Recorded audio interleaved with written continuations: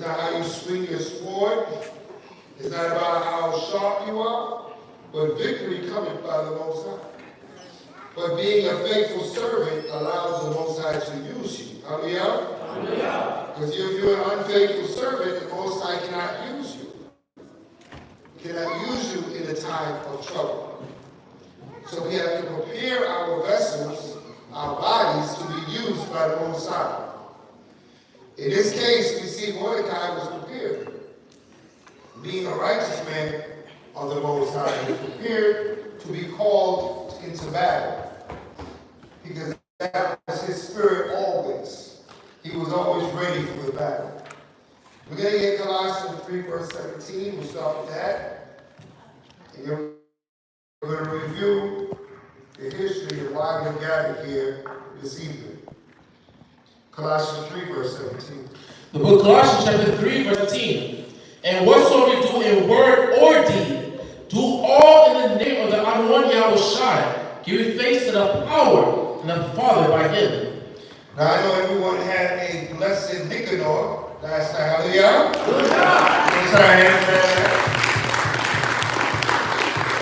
And what we celebrated in the feast of the destruction of Nicanor, again, was the Most High standing up and putting the Spirit in valiant men and use them to destroy the enemy.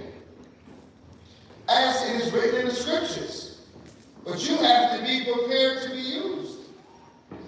Let's get, give me Jeremiah.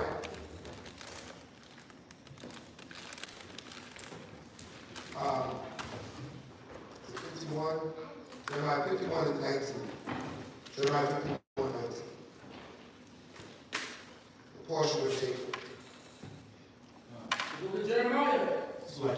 The book of Jeremiah, chapter 51, verse 19. Yep. The portion of Jacob is not like them. It's not like them. The portion of Jacob is not like anybody else on the planet Earth. Your portion is different. Right? Most High created all man upon this earth. But the portion of Jacob is not like anybody else. What he set aside for us, there's no other nation on earth that can proclaim what the Most High is proclaiming to Jacob. Right? Read on. The portion of Jacob is not like them. Go ahead. For he is the former of all things. For he is the former of all things. And all things are created for Jacob. Right? The whole world, the earth is created for Jacob. Is it not so? Let's look at it. In the Ezra. You know what I'm doing. I can't even call the scripture and say, you know what I'm doing. Right? Look at the Ezra. You got it? You have to call it. You got it? Go ahead, Mark. The book of 2nd Ezra, chapter 6, verse 54. And after these, Adam also, whom thou madest Lord of all thy creatures, of him come we all, and the people also whom thou hast chosen. All this have I spoken before thee, O Most High, because thou madest the world for our sakes. Thou madest the world for our sakes. As for the other people, which also come of Adam, thou hast said that they are nothing. They are nothing, but be like unto spittle, and hast likened the abundance of them unto a drop that falleth from a vessel. So the portion of Jacob is different, because the whole world was created for you. And the other nations do not amount to a drop that falleth from a bucket. Now, if you have a bucket of water and one drop fall out, is that significant? That's insignificant. That's of no use. That's of no loss. But you, the Most High, has chosen you to be that special people. To be that courageous, valiant people that he's going to use on the earth. Go back to Jeremiah. Let's read that. Jeremiah 51, verse 20. The book of Jeremiah, 51, verse 19. The portion of Jacob is not like them, for he is the former of all things. Right. And Israel is the the rod of his inheritance, Go ahead. and the Most High of hosts is his name. Read. Thou art my battle axe and weapons of war. Right. For with thee will I break in pieces the nations. Right. With thee will I destroy kingdoms. And with thee will I break in pieces the horse and his rider. Right. So it's prophesied that the Most High will use us to bring judgment on this earth. To execute his judgment, he's going to use us. But we have to be prepared. Right? Because he can't use your vessel if your vessel is unclean. Right? If your vessel is not maintained, he cannot use you in his hour. Right? Because the Holy Spirit cannot abide with you if your body is subject to sin. So you have to be able to be used. You have to be cleansed and brought forth to the Most High so you can be that warrior for the Most High. Right? He requires that of us. Right? He requires that of us. You want something? Listen to Solomon? All right, go ahead, read it. The book of Wisdom of Solomon, chapter 1 and verse 4. Go ahead. For into a malicious soul wisdom shall not enter, nor dwell in the body that is subject to sin. Right, so if your body is subject to sin, he can't use you. So that's why we have, the Most High has given us laws, statutes, commandments, so we can find ourselves faithful, right? Following, right? How can we be obedient if we're not following anything? That's why the Most High gave us so many laws to show us how to be obedient, how to follow the instruction of the Most High, right? The word Torah means instruction, right? We're instructed in every aspect of our life. Are we going to follow, or are we going to do our own thing? You have ample opportunity to show yourself what? Faithful. Show yourself dedicated to the will of Yahweh. Mordecai dedicated to the will of Yahweh. And this is why we're speaking of Mordecai to this very day. How he stood up in a time when the adversary, the other nations, were the authorities. But even though they were the authority, the ultimate authority is the Most High Yah. Hallelujah? They might think they're the authority, but there's an authority above the authorities. Right? And Yahweh is his name. All right? Let's get Esther 1.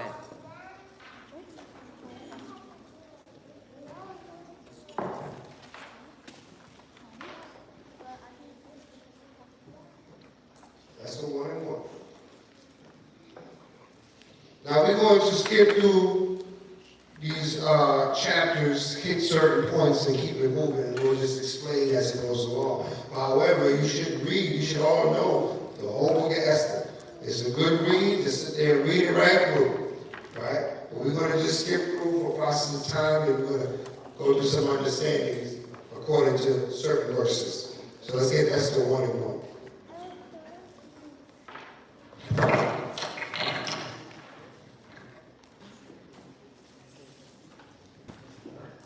The book of Esther, chapter 1, verse 1.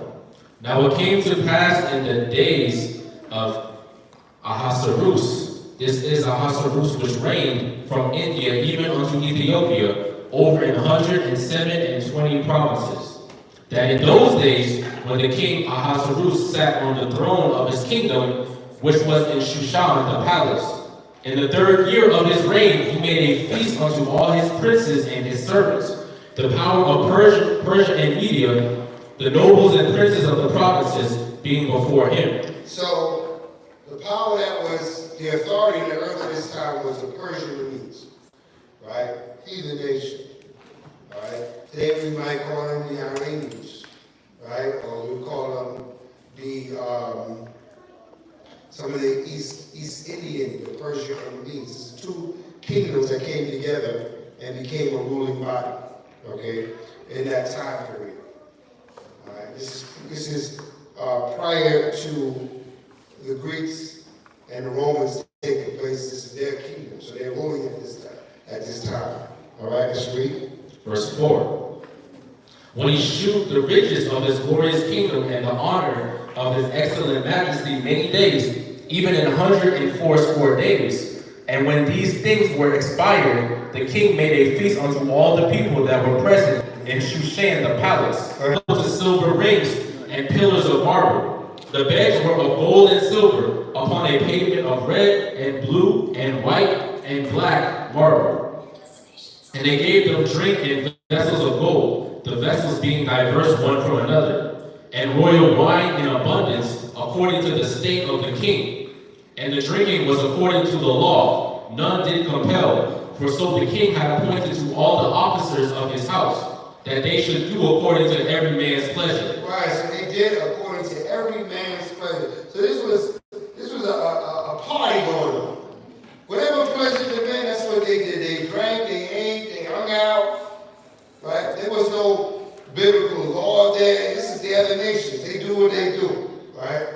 They party it up. We see it all the time. They televise it. They show it on, their social media. How they in the club and they just partying it up. That's what they're doing right now. Ahasuerus and his kingdom. Right? We know. Verse 9.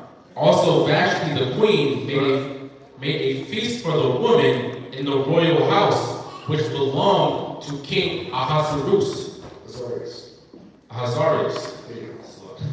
On the 7th day, when the heart of the king was merry with wine, he commanded Mahaman, Biztha, Harbona, Bigtha, and Abagtha, Zethar, and Carcass, the 7 chamberlains that served in the presence of Ahasuerus the king, to bring Vashti the queen before the king with the crown royal, to shew the people and the princes her beauty. Right, so he had his queen and he had his chamberlains. The chamberlains were those that took care of the household.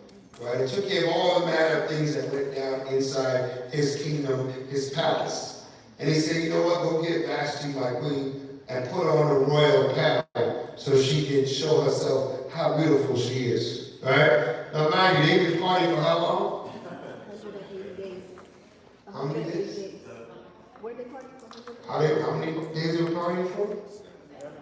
We just read how many days? 7 days. On the 7th day of the party, right? He said 7. So he's inflamed with wine, right? He's showing off now. He said, bring it back, right?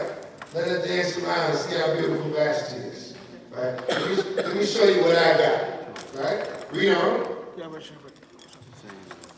To bring Vashti the queen before the king with the crown royal, to shew the people and the princes her beauty, for she was fair to look on. Okay. Verse 12. But the queen Vashti refused to come at the king's commandment by his chamberlains. Therefore was the king very wroth, and his anger burned in him. Then the king said to the wise men, which knew the times, for so was the king's manner toward all that knew law and judgment. Right, so he had his advisors. He went to his advisors and said, listen, Vashti ain't listening to me. I called her and she's denying the king. Now, could you deny the king? Just working. What would be the punishment for denying the king? Off with your head. Right? Your head would roll. Because the king gave an order and you're supposed to follow it. Right? Just like, who's our king? Abishai is our king. When he gives the order, what are we supposed to do? We got to keep it, right? So they had their king, right? The Persian and the Medes. And when their king spoke, they were supposed to follow. Vashti thinking that what? She's the queen, that she has what? Authority, because that's what this society pushes, that there's this queen that has authority.